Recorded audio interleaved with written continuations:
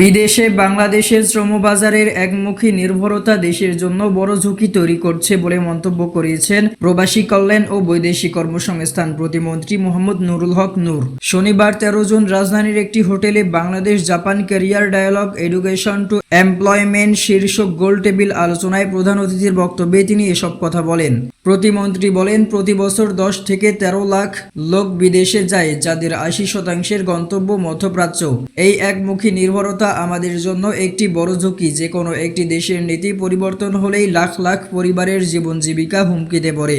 আমাদের ডেমোগ্রাফিক ডিভিডেন্ডের সুবিধাও বেশি দিন থাকবে না। নুরুল হক বলেন, জাপান সহ ইউরোপের বিভিন্ন দেশ এখন দক্ষ জনশক্তির জন্য হাতছানি দিচ্ছে। এসব দেশগুলোতে দক্ষ জনশক্তির ব্যাপক চাহিদা তৈরি হয়েছে, যা বাংলাদেশকে দ্রুত কাজে লাগাতে হবে। এখনই প্রস্তুতি না নিলে এই সুযোগ আমাদের হাত থেকে বেরিয়ে যাবে। অনুষ্ঠানে আরও বক্তব্য দেন ঢাকা বিশ্ববিদ্যালয়ের IBA অধ্যাপক ডক্টর মোহাম্মদ রিদওয়ানুল হক।